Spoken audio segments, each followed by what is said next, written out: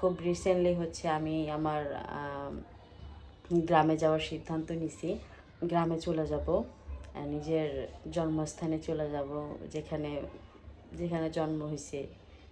আসসালামু আলাইকুম, কেমন আছেন আপনারা? আশা করবো যে যেখান থেকে ভিডিওটা দেখতেছেন সবাই ভালো আছেন। আমিও ভালো আছি।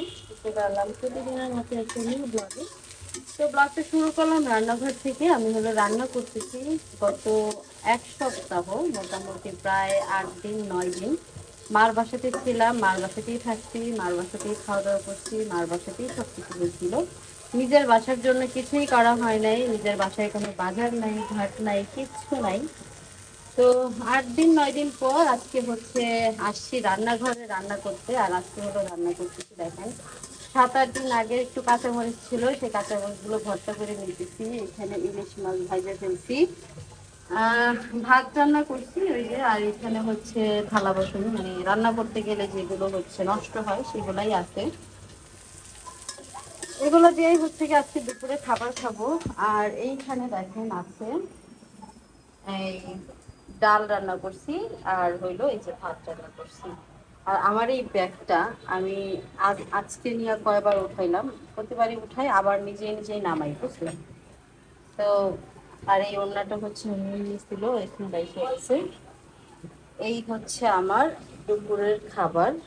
আর এইখানে দেখে আমি প্রতিদিন রাতের বেলা ওষুধ খাইতে এখানেই রেখে দিই। এই গ্যাসের ওষুধ আর প্যারাসিটামল না পায়, এই দুটো আমার একদম নিত্যদিনের সঙ্গী হয়ে গেছে। আমার জ্বর ঠোসা পরে মুখের ভিতরে ঘা হয়ে গেছিল, যেটার জন্য এখন আমি প্রতিদিনই মোটামুটি এই ওষুধটা খাই, এই জন্য এখানেই রাখা ছিল।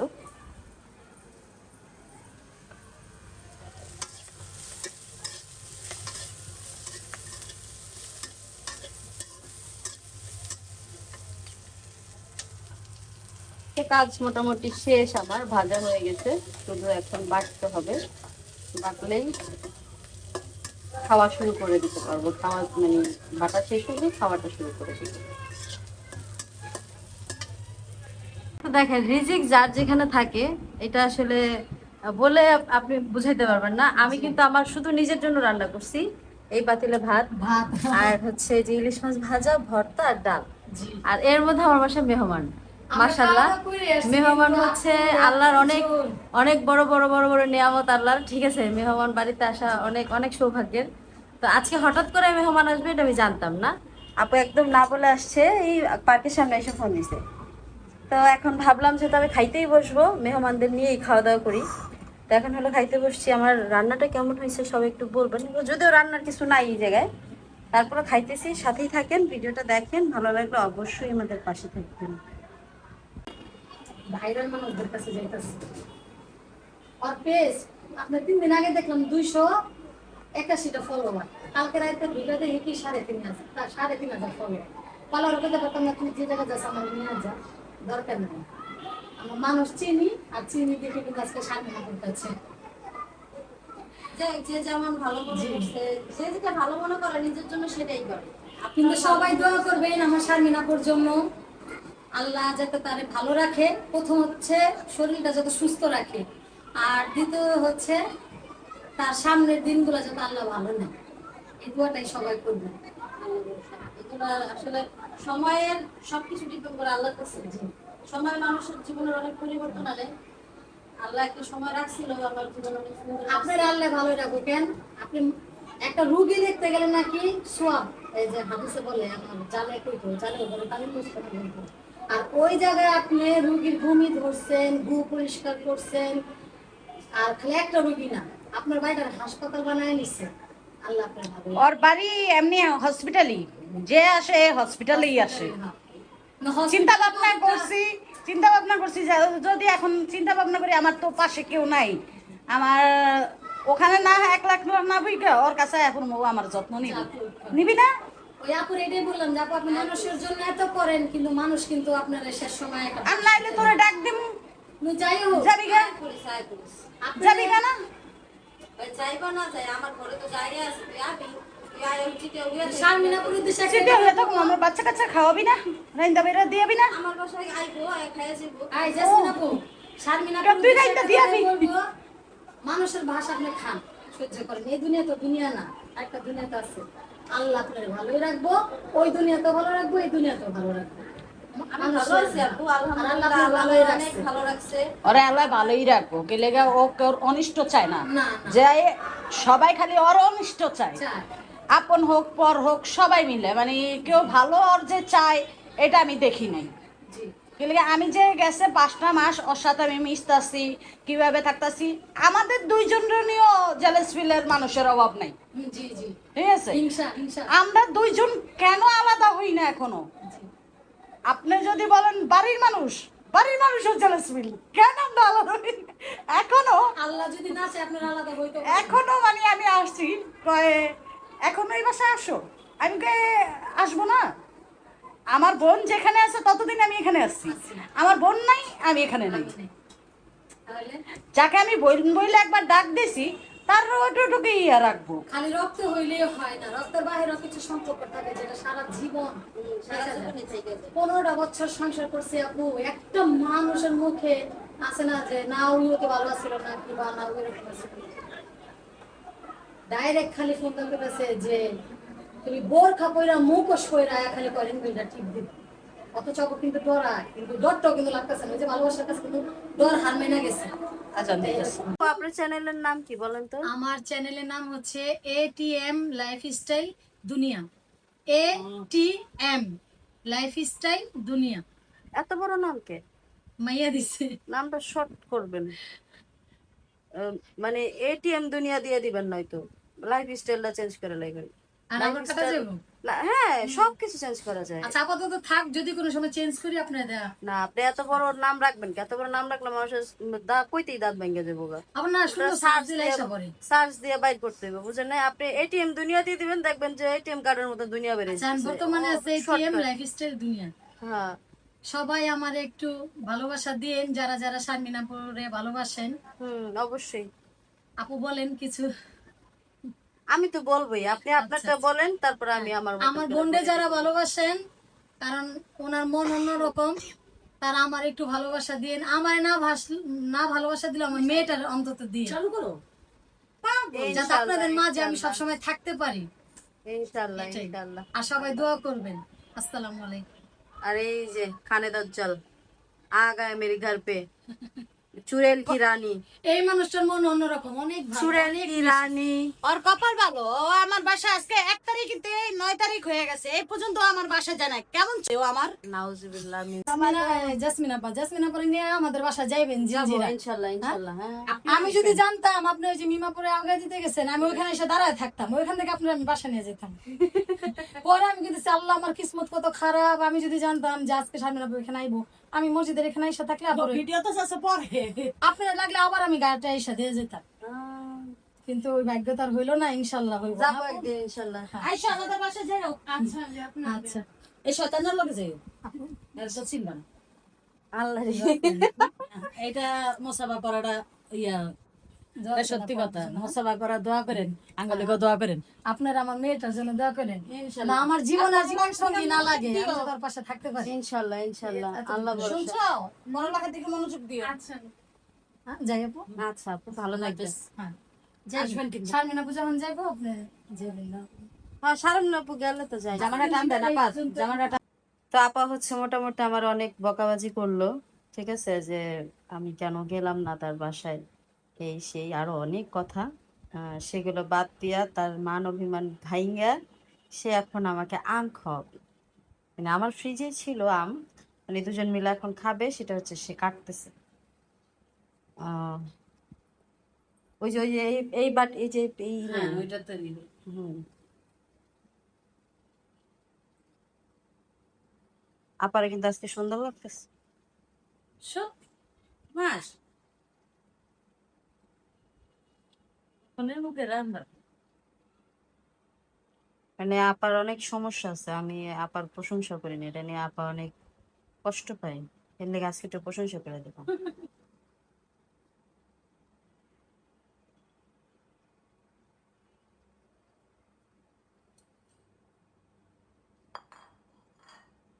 তো এই যে এখানে আম কাটা হয়ে গেছে, এই যে আপাও আম খাইতেছে আর আমিও আম খাইতেছি, দুজনে মিলে এখানে আছে। আর আড্ডাও দিতেছিলাম, বাসায় মেহমান চলে গেল কিছুক্ষণ আগে। তাদেরকে বিদায় দিলাম, তাদেরকে টুকিটাকি মিষ্টি টিষ্টি যা পারছি তাই খাওয়াইছি। আপুরা হচ্ছে আসার সময় মিষ্টি নিয়ে এসেছিল। আমার আবার সবাই একসাথে মিলে খাওয়া দাওয়া করলাম, সেটা তো দেখলেনি। হম, মানে আমার যতটুকু সাধ্য আছে তার মধ্যে থেকে আমি চেষ্টা করছি, বাকিটা তো আল্লাহ ভরসা। কারণ আল্লাহ পাক যার রিজিক যেখানে আছে, যার কপালে যতটুকু রিজিক লেখা আছে, সে সেইখানে যে ততটুকু খাইলে হবে, এর বেশি আর হবে না। তো সবাই সাথে থাকেন, ভিডিওটা দেখতে থাকেন, আর আমাদের জন্য, আমার জন্য অনেক অনেক বেশি দোয়া করবেন। ও ইয়াসিনের লেগে একটু দোয়া করে দিন, ও অনেক অভাগী কপাল, যদিও কপাল এখন খুলতেছে দিন দিন। এই বাসাটা ওর লেগে কুফা আছিল, এই বাসা থেকে যাই আর কপাল খুলতেছে। তো সবাই ভালো থাকবেন আর সাথে থাকবেন। আপাও চলে গেছে, বাসার মেহমানও চলে গেছে, এখন হচ্ছে একদম একা আছি বাসায়। আহ, কিছুক্ষণ পরে আবার যাব, ওই বাসায় যাব, মার বাসায় যাব, মার বাসায় যে শারাফাতকে নিয়ে আসবো। আহ, আয়না, তারপর হচ্ছে খাওয়া দাওয়া করবো, খাওয়া দাওয়ার পর আর কোনো কাজ থাকে না, খাওয়া দাওয়ার পরে শুয়ে পড়া ছাড়া আর কোনো কাজ নাই। তো কিছু কথা আপনাদের সাথে শেয়ার করতে আসলাম, সেটা হচ্ছে আজকে আপনারা যারা আমার ব্লগে ওই আপুটাকে দেখছেন, আপুটা অনেক কষ্টে আছে আর কি। তার কষ্টের গল্প শেয়ার করতে আসছে, আর তার ছোট্ট একটা চ্যানেল আছে, সেটা তো বললোই, আপনারা শুনলেনই। যার জায়গা থেকে যতটুকু সম্ভব আপনারা একটু সাপোর্ট করেন, পাশে থাকেন। মানুষ তো আসলে প্রত্যেকটা মানুষই নিজের জায়গা থেকে বুঝতে পারে যে তার কি সমস্যা। আমরা দূরে থেকে কিন্তু বুঝতে পারবো না, হয়তো শুনবো, শোনার পর একটু ফিল করা যায়, বাট ওই জায়গাটাকে অনুভব করা যায় না যে জায়গাটাতে সে আছে। প্রত্যেকটা মানুষই যার যার নিজের জায়গা থেকে না রিয়েলাইজ করতে পারে, একজনের জায়গা থেকে আরেকজন কখনো কখনো সেইটা ফিল করতে পারে না যে আসলে কেন কি হচ্ছে, কোথায় হচ্ছে, কি হচ্ছে না হচ্ছে, কে কি বলতেছে, কেন বলতেছে, কি জন্য বলতেছে। এটা ওই মানুষটা ছাড়া পৃথিবীর অন্য কেউ বলতে পারবে না। অ্যাট দ্য সেম টাইম আমিও আমার জায়গা থেকে আমি যেমন আছি, যেমনই থাকি না কেন, সেটা কিন্তু অন্য আরেকজন ফিল করতে পারবে না। একজন মানুষ দূর থেকে দেখে যতটুকু বুঝবে ততটুকু অনুযায়ী হয়তো বা কথা বলবে, বা আপনারা যারা আমাকে দূর থেকে দেখে যতটুকু মিন করেন, ওই মিন অনুযায়ী কিন্তু আপনারা কমেন্ট করেন বা করেন। কেউ ভালো কমেন্ট করেন, কেউ খারাপ কমেন্ট করেন। সেটা আসলে কমেন্ট হয় কি, কমেন্ট হচ্ছে একজন মানুষের ব্যক্তিত্বকে প্রকাশ করে, যে আপনি আসলে কি ধরনের পার্সোনালিটির মানুষ, এই ব্যক্তিত্বটা প্রকাশ প্রায় পায় হচ্ছে একটা কমেন্টের মাধ্যমে। দুনিয়াতে অনেক মানুষ আছে, এক একটা মানুষকে আল্লাহ এক এক রকমভাবে তৈরি করছে, সব মানুষ একভাবে তৈরি হয় নাই। কিছু মানুষ আছে আপনার অপরের গীবত গায়ে খুশি থাকে, কিছু মানুষ আছে অপরকে জ্ঞান দিতে পারলে ভালো থাকে, কিছু মানুষ আছে নিজেকে বড় মনে করতে পারলে ভালো থাকে, কিছু মানুষ আছে সব কিছু মিলায়া চিন্তা করে যে ভাই প্রত্যেকটা মানুষ যার যার নিজের জায়গা থেকে চিন্তা করে, যার জায়গা থেকে যেটাকে সঠিক মনে হয় সে সেটাই করে। তো আমি আমার ব্যাপারে, আমার নিজের ব্যাপারে আমার আসলেই কোনো কিছু বলার নাই, কোনো ব্যাখ্যা দেওয়ার নাই। যে যেভাবে খুশি জাজমেন্ট করতে পারে সেটা নিয়ে আমার কোনো কিছু বলার নেই। আমি কোনো কিছু বলতেও আসবো না, কারণ আমার নিজের লাইফে অনেক কাজ আছে, আমি অনেক কাজ নিয়ে ব্যস্ত থাকি। ফিউচারেও অনেক কাজের পরিকল্পনা করতেছি। এর মধ্যেই হচ্ছে গ্রামে যাব, খুব রিসেন্টলি গ্রামে যাব। গ্রামে গিয়ে হচ্ছে নতুন করে নতুন উদ্যমে কাজ শুরু করব, আর সেটা অবশ্যই আমি আপনাদের সাথে শেয়ার করব। কারণ ঢাকা শহরে আর কতদিন, তাই না? একটা সময় না একটা সময় পর তো নিজের জন্মস্থানে যাইতেই হয়, তাই না? তো সেটা হয়তো খুব দ্রুতই চলে যাব। আর ঢাকা শহরে মানুষ হচ্ছে খুব রিসেন্টলি হচ্ছে আমি আমার গ্রামে যাওয়ার সিদ্ধান্ত নিছি। গ্রামে চলে যাব, নিজের জন্মস্থানে চলে যাব, যেখানে যেখানে জন্ম হয়েছে, যেখানে হয়তো বড় হই নাই, কিছু সময় কাটছে। আমার জন্মের পরে হয়তো 3 বছর বা 3.5 বছরের মতো গ্রামে ছিলাম, তারপরে ঢাকা চলে আসছি। কিন্তু যেখানে জন্ম হয় মানুষের, সেই জায়গাটার প্রতি কিন্তু একটা আলাদা ভালোবাসা থেকেই যায়। একটা সময় ছিল যখন মামার বাড়ি অনেক বেশি পছন্দ করতাম, অনেক ভালোবাসতাম মামার বাড়ি যেতে। মামার বাড়ির মানুষ আমাদেরকে অনেক ভালোবাসতো। তারপর হচ্ছে ওখানে যাইতে ভালো লাগতো, ওইখানকার সব কিছু ভালো লাগতো, মাঠ ঘাট পথ সব ভালো লাগতো। কিন্তু একটা বয়স পরে যে নিজের নিজের যে পিতৃভূমি, সেই জায়গার প্রতি একটা আলাদা ফিলিংস চলে আসে, আলাদা ভালোবাসা কাজ করে। যেখানে জন্মাইছি সেটার প্রতি একটা আলাদা টান কাজ করে।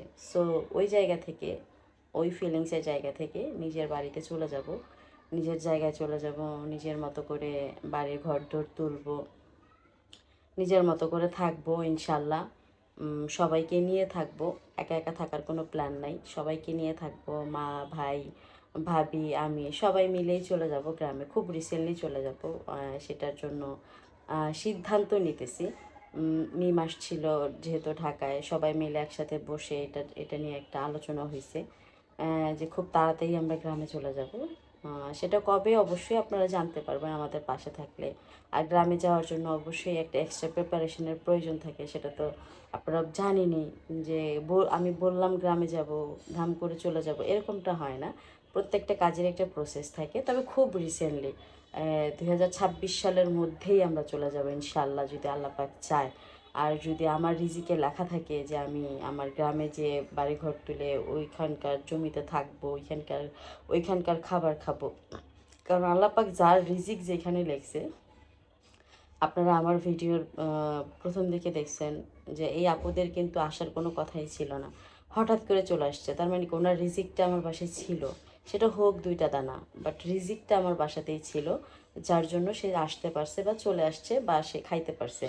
না হলে আমি কিন্তু আমার একার জন্য খাবার রান্না করতে পারতাম, সেটা কিন্তু পরিমাণ মানে আমি 2 বেলা যা খাইতে পারবো তার থেকে হয়তো 1-2 মুঠ বা 3 মুঠ ভাত বেশি রান্না করছি। কারণ হচ্ছে মেহমান বলে কই আসে না, এটা আমার মার শেখানো একটা পন্থা বলতে পারেন। আমরা যখনই মার বাসায় ছিলাম, আমি যখন, মা সবসময় বলতো আমরা যা খাইতে পারবো ঘরে তার থেকে সবসময় 2 মুঠ বা 3 মুঠ চালের ভাত বেশি রান্না করবা। তার কারণ হচ্ছে মেহমান হচ্ছে কি বলে, ওই অতিথি, অতিথি হচ্ছে আল্লাহর আশীর্বাদ। আল্লাহর খুব অনেক, আল্লাহ পাক অনেক খুশি হয় মেহমানদারিতে। তো আমি হচ্ছে ইদানিং একটা সিরিয়াল দেখতেছি। ওই সিরিয়াল, এটা হচ্ছে আপনার সনাতন ধর্মের একটা সিরিয়াল। ওই সিরিয়ালের চক্করে না ওই অতিথি নারায়ণ এরকম একটা ব্যাপার চলে আসে। যাই হোক, এটা আমি বলবো না। আল্লাহ পাক অনেক খুশি হয়। আমাদের মুসলমান ধর্ম অনেক অনেক অনেক সুন্দর ধর্ম, শান্তির ধর্ম। তো সব কিছু মিলায় ভালো আছি আলহামদুলিল্লাহ। খুব রিসেন্টলি গ্রামে চলে যাব, সেটার জন্য সবাই দোয়া করবেন। আমার রিজিক যদি থাকে গ্রামে, আমি অবশ্যই গ্রামে যাই, বাড়িঘর করে ওইখানেই থেকে যাব। খুব রিসেন্টলি চলে যাব। আমি জাস্ট আমার কি বলে, মানে যেটার জন্য ওয়েট করতেছি সেটা জাস্ট হয়ে গেলেই চলে যাব। 26 সালের মধ্যেই চলে যাব, খুব রিসেন্টলি। তো সবাই হচ্ছে দোয়া করবেন, অনেক অনেক দোয়া করবেন। আর অনেক অনেক কাজ আছে, অনেক অনেক কাজ আপনাদের সাথে শেয়ার করব, সাথেই থাকেন। আর আজকের মতো ভিডিওটা এই পর্যন্তই। আল্লাহ হাফিজ।